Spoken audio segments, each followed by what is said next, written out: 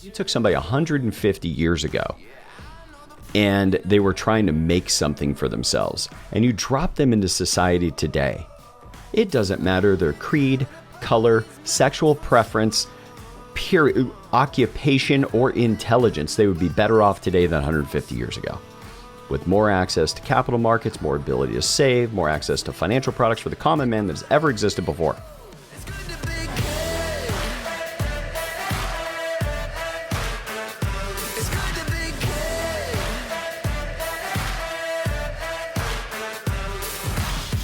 Hello and welcome to Your Business, Your Wealth. My name is Paul Adams. I am joined by the ever grammatically correct Cory Shepard.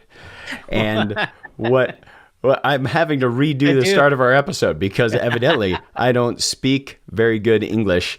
Cory, Jordan gave me some pointers. We're the second time through right now. But you'll notice maybe the mood's a little different. We're actually hoping to talk about something that's pretty serious with all of you today, that's intimate, that's personal, that frankly may agitate a lot of you. And no, probably more uncomfortable than if we wanted to look at your underwear drawer for most people. That's exactly right. And we're doing all of that without talking about politics. Okay, we're going to trigger all of those unpleasant feelings. And what we're going to talk about today. So we know from the people we talk to, listen to the show, from the clients that report that they're listening to the show, from people that we see online. What we know is consistent about you as an audience is you're people who either are very high income and you have surplus you're setting aside, or you're somebody that doesn't have that kind of top 1% income, but you're somebody that has gotten very good at being able to set aside a decent portion of your income to buy assets. Now, this area we're going to talk about has to do with spending. But this is kind of the question of the day today, which is, how do you move through your entire life feeling like there's this one area that is most out of control, while in fact this same area of life is the same area you probably have more control over than any other area of your life? I'm going to say that again. We're going to be talking about the area of your life. And just I want you to imagine this area of your life that you probably feel like you have the least control over, but it is the area that objectively, and I think you're going to see this by the time we're done, that you may have more control over than any other area of your life. Now, for some of you, you may be thinking weight loss. You might be thinking, is it my spouse's behavior that I think I don't have control over, but I do? It's not those things. Neither of those. It's our spending. It's what we choose to intentionally and consistently set aside to buy assets, which will inevitably be in our future. But you'll notice we're not talking about it as saving for the future as we talk about this. So as we kind of frame out the beginning of this, Cory, what for you is one of the biggest things that you've seen for people when they have the realization of this area of their life that feels most out of control? And you'll often hear it like, well, how could I ever save that much money? Or how could I ever spend that little? Like it's impossible. But then they go through a shift in realization. Maybe, I don't know if you have a story in the back of your pocket that would fit that, but I'm kind of springing it on you. Well, Paul, one of the things I was thinking about as you were talking through the intro is spending is an area that feels the most out of control, even though we have the most control over it. And what I mean is that, we get used to the spending we do in our life, either because we get used to a lifestyle and we don't want to think about not having some of the things that we put into our life, but also all the pressures we put on ourselves of what do my friends think if I'm going to spend differently? And so I can think of one example where, even for me as a financial advisor, and it's only pressure on me I'm pretty sure no one else really does put this pressure on, but I feel a pressure to seem really together with my money. Like I've got it all figured out and everything's perfect. And so any sign of not wanting to do any spending could be interpreted as, oh, you don't have the money. And but I actually was able to, with some friends who are also clients, have the whole conversation about, spending on what's most important to you, not about not spending things. And that's the important distinction, is directing money to the most important places. And so we can have some pretty open conversations about, well, yeah, you guys want to go out to dinner this week? And I'm like, well, I do. I've also gone out to dinner 3 times this week already. So not that I couldn't. And that's for most of our clients listening. It's almost never, can you afford it? You probably can spend the money. You probably have it somewhere, but it's more about, is it in the strategy that you want and supporting what you want the most for your future? And so I think that's where folks get off, is they feel like, how could I ever, you have the most control over this thing in your life, but there's some challenges that you're probably putting on yourself that no one else really is exerting there about how you could change spending patterns. Yeah. And I think that one thing we may have left out for all of you in the conversation is why. Now, the way most people relate to having a spending plan, to having strategy for how you're going to deploy capital, Cory hit on something that's wonderful. It's this idea that like you should optimize the spending to the things that are most meaningful for you, because there's just a certain amount of money that kind of goes through our hands that gets lost in the sauce of life. And it's amazing how often that's because there's an old gym membership that we don't use anymore, subscription to an online course that we never did. And those things just sort of winnow away in the background. Now, for those of you that are business owners, if you do your financial review with your accounting team, you do that every single month, and you're looking for all the little things, like, hey, why are we still paying for paper shredding? Didn't we buy a paper shredder? Like all of that stuff. But we don't have that regular practice in our personal finances. And I think it comes down to the financial industry has not taught people enough about financial mechanics. And I kind of want you to picture it. So if you're listening to our podcast, you're familiar enough with the way that we work and what our philosophy is with clients. But take a regular person going to an advisor. They don't learn typically about the 4% distribution rule. They don't learn about the different financial tools you can use, everything from IRAs to non-qualified accounts to, maybe a large backdoor Roth like we talked about on our last episode. They don't talk about those things.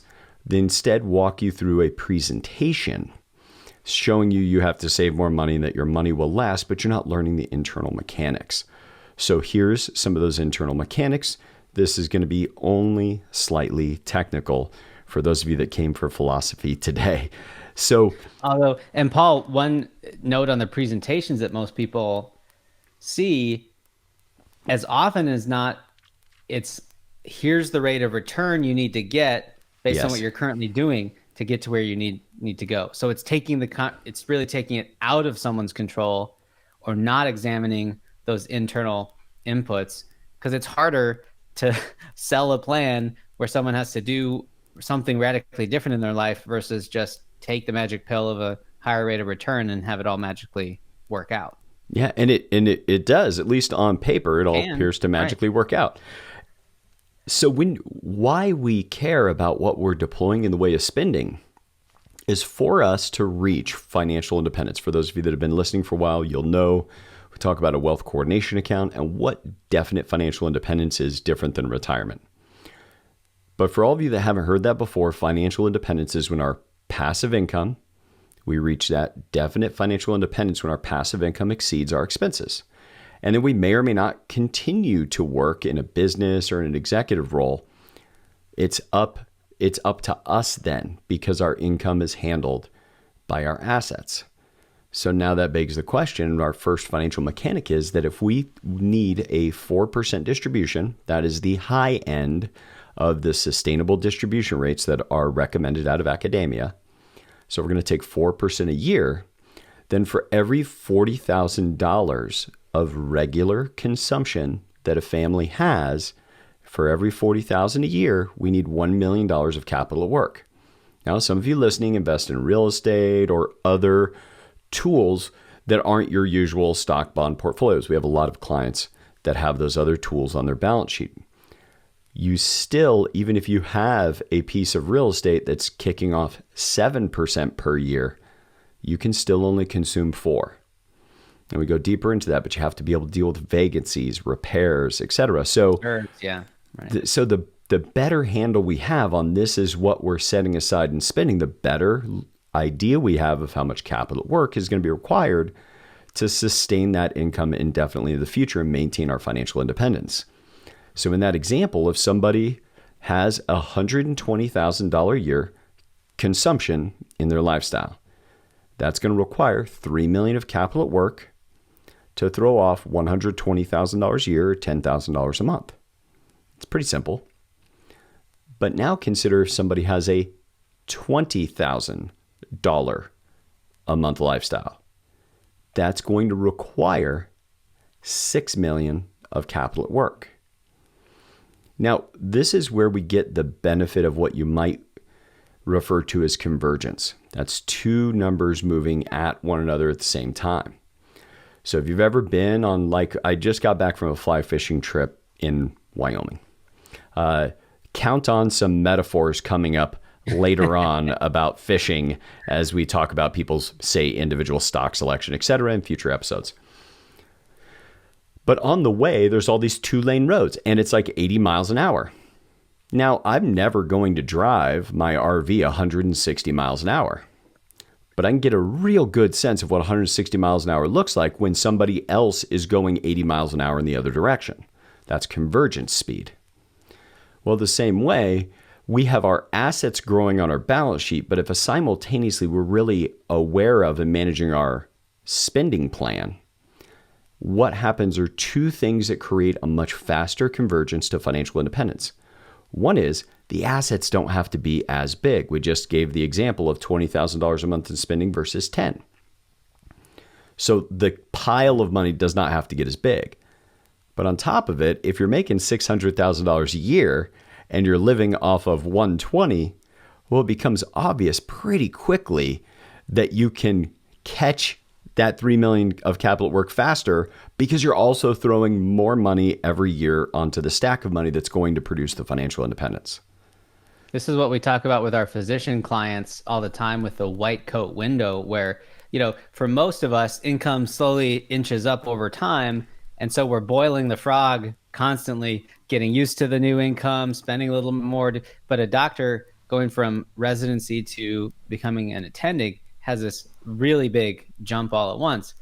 They've been maybe not perfectly happy on the income that they've been living off of as a resident. But in most cases, I can pencil out the math. Like, you can double your lifestyle spending from where you were last year and still be saving 50% of your income and have this super fast convergence point. It's just don't follow the whole societal pressure to spend 80-90% of your income.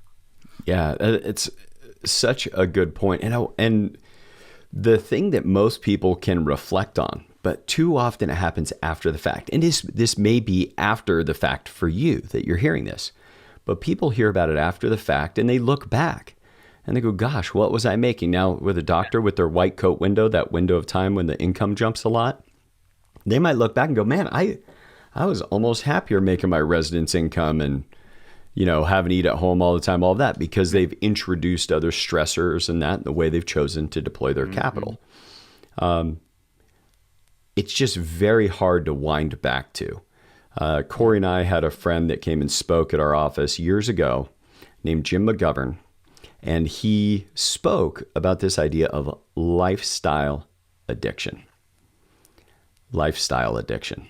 And if you think about what it would be like to just, I'm not saying you should go do this, but if you want to test whether or not lifestyle addiction is a real thing, I want you to just sit with your spouse and introduce an idea very quickly saying, hey, I think we could increase our savings a lot, and then recommend getting half as expensive of a house, going down to one car, getting rid of both of the new cars, getting a used car, not going out to eat anymore, not taking the plush family vacations, international, or what. I guess everybody's canceled those already, but you kind of get what I mean. Right. That if you laid all of that out and watch the reaction of you even proposing it to your spouse and the way that they react.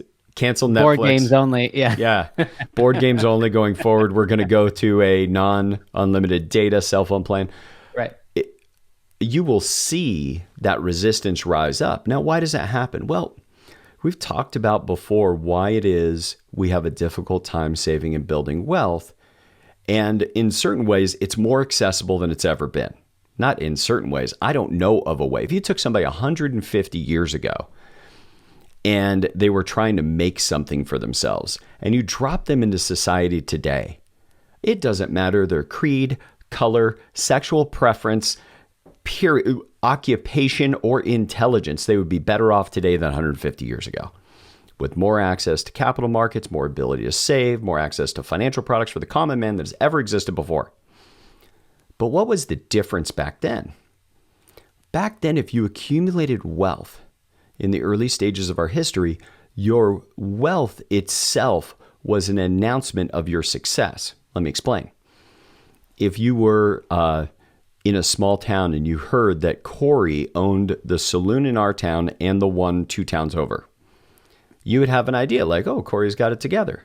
If I owned a bank and the bank in the next town over, Jordan owned the printing press, and we understand he has about 10,000 head of cattle up on that hillside. Like the mill, and the forest back there with all the trees. Yeah. Yeah, that is just, if you just picture that, you could have the value of frugality. And if you read some of our early writings of even our country's leaders, they extolled the virtue of saving money on all the simple lifestyle things. But why could they do that? Because their wealth was demonstrated in the very assets they owned. Here's a problem. We don't see our 401k anymore. We don't see our investment accounts. Nobody else can see them. And we have this deep biological need, like a peacock, to shake our feathers. And now what's happened really in the last 100 years is the first time in history this has ever occurred. Our biology is not ready for it. That we can accumulate wealth, but the things that go on display for most other people to see, well, those things go down in value. The very things that have you look wealthy are the things that work against your capacity to build wealth.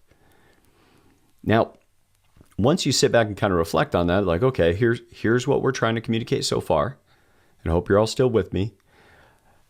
If this is making you mad and you're angry, all of that, I would encourage you to follow Cory on all social media. If you love this, at Ask Paul Adams on Instagram, Twitter, find us on Facebook, and we would love to have a conversation with you. But if you disagree heavily with what we're saying, that's Cory's department.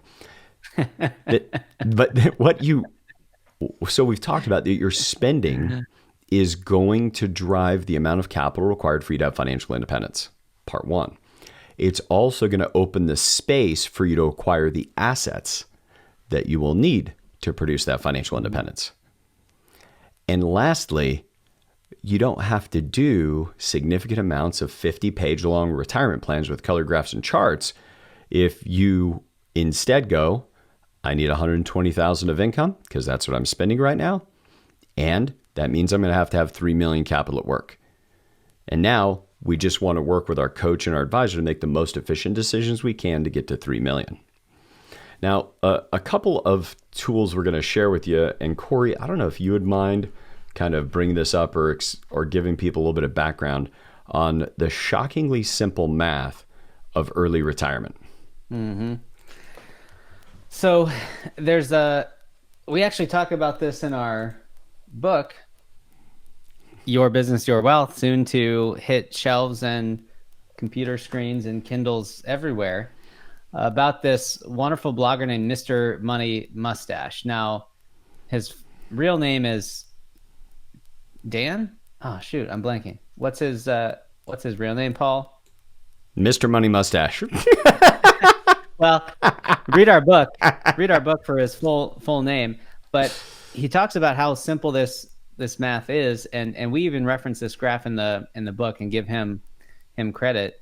But basically, if you spent 100% of your income, you're never retiring. You have unlimited, infinite amount of working years, because you're never, unless someone just gives you the capital work that you need, it's just never going to happen. And on the other side of the coin, if you save 100% of your income, then you have 0 working years left until retirement. Because literally, if you're right now spending whatever you're spending in life, or maybe if you theoretically had 0 expenses, you got to live for free somehow, then you could retire right now. You're not dependent on any income coming in.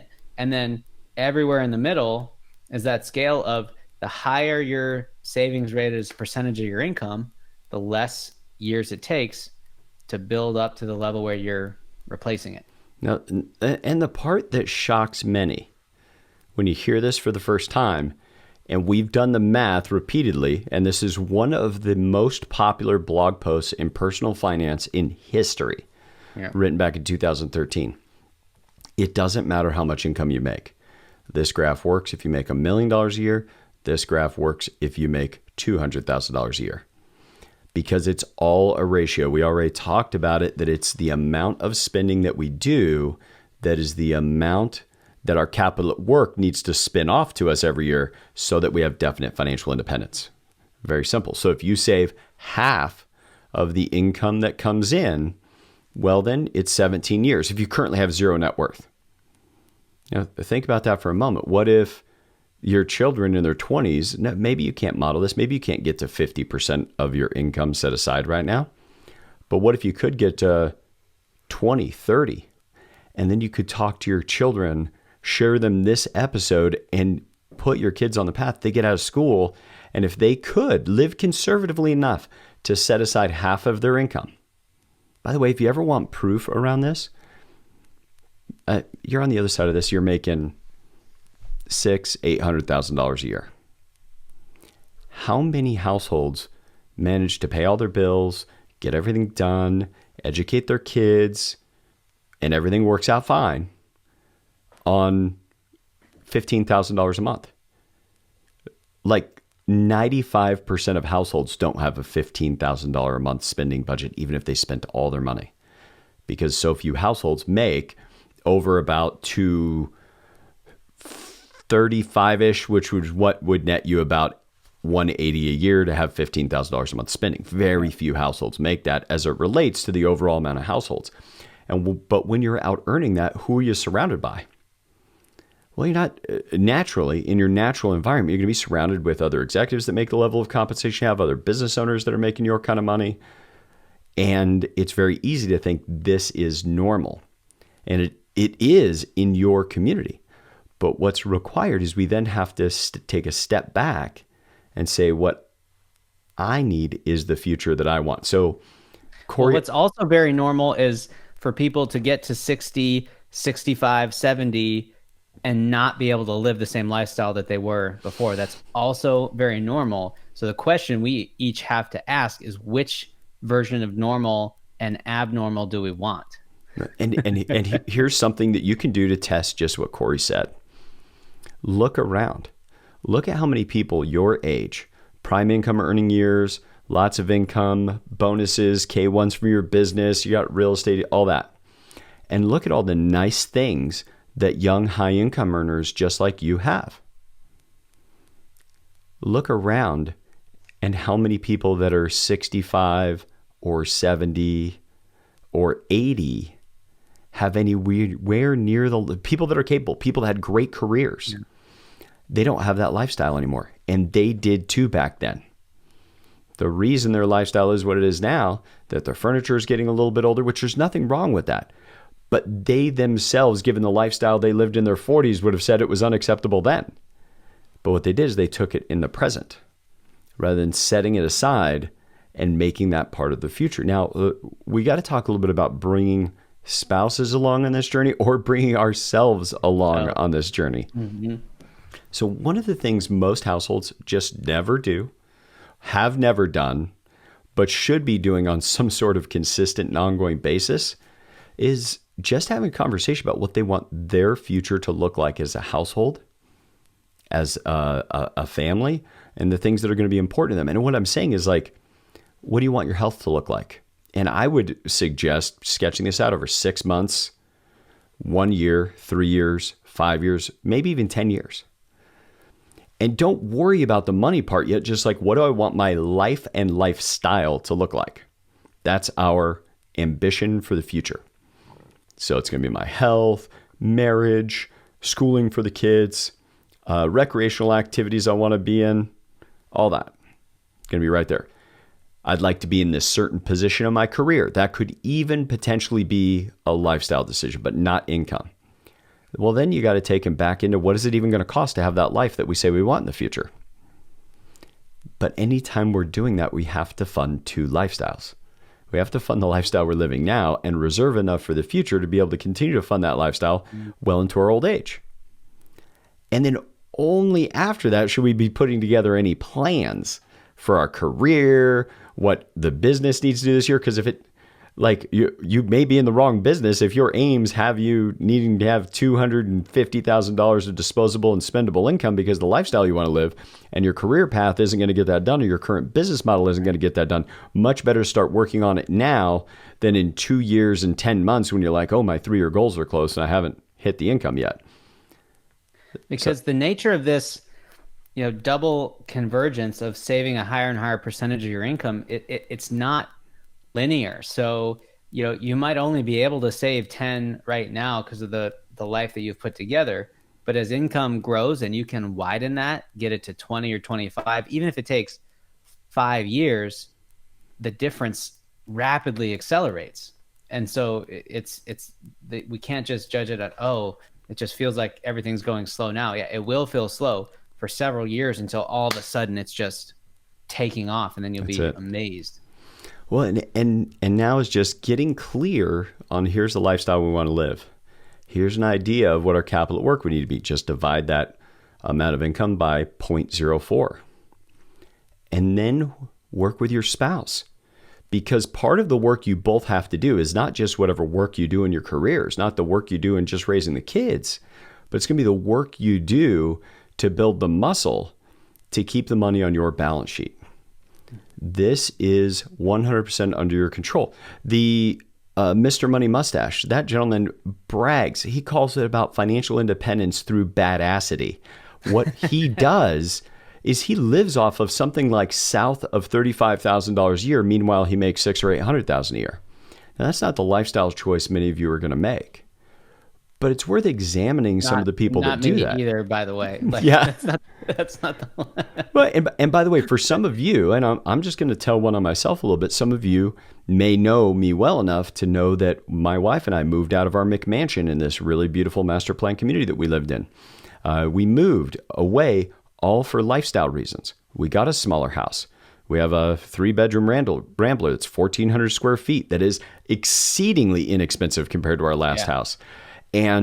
But on top of that, that means you don't have as many places to store paintings or toys or all the things that would also lead to consumption. And sculptures, giant brass sculptures.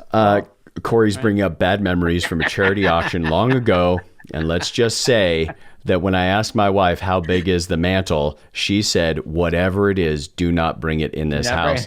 Yep. And it went straight to the office. I said to my wife, everybody at the office loves this sculpture. It was like a bear attacking a guy who's just trying to water his horse. And she said, they all work for you. Who's going to tell you it's god awful? Just me. Okay, so. And maybe Danielle mentioned it at one point. Because I think you said, do you guys want it? And I asked Danielle. She's like, no. So I would suggest that it's those kinds of things that we can get on the same page about, and where we're going to deploy our household income. And by the way, I'm not saying you need to go down the path and say, I'm going to save 80% of my income. Nothing like that. But don't you think it's fair that if the way you're living your lifestyle now, it's going to take you 25 years to have financial independence, shouldn't you and your spouse be on the same page about that? You see, my wife and I wanted to get on the same page about that, and we set a strategy that had to do with selling the McMansion, downsizing our life, spending a lot more time traveling the country in our RV, all of that. But that's now shortened the timeline that, at least from everything that we can look at, as long as we don't go crazy with our spending, I'll be at DFI before I'm 46 years old.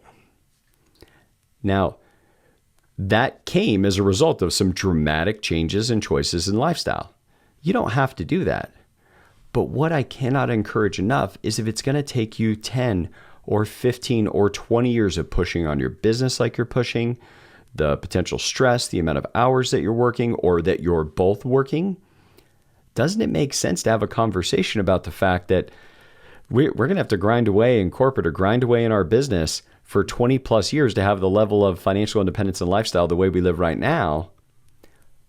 Or we can sketch out what it would look like if we shorten that timeline to 8 years.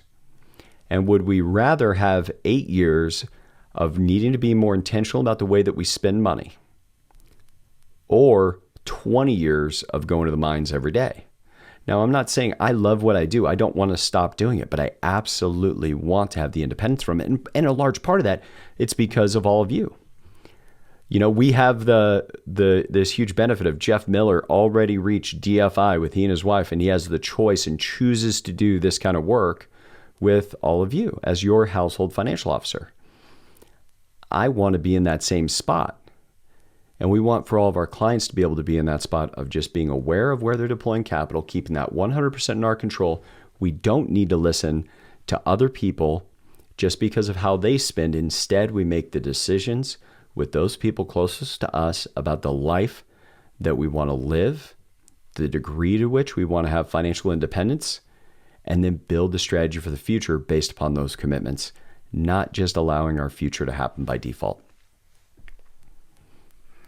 And I think and I know we're running short on time, Paul, but the one other piece I'd bring up is to arm yourself with some narratives that work for you for the times when it's going to get hard to make those choices or when you have to explain it to someone. And the quick example for me is reading Vicki Robbins' book, Your Money or Your Life.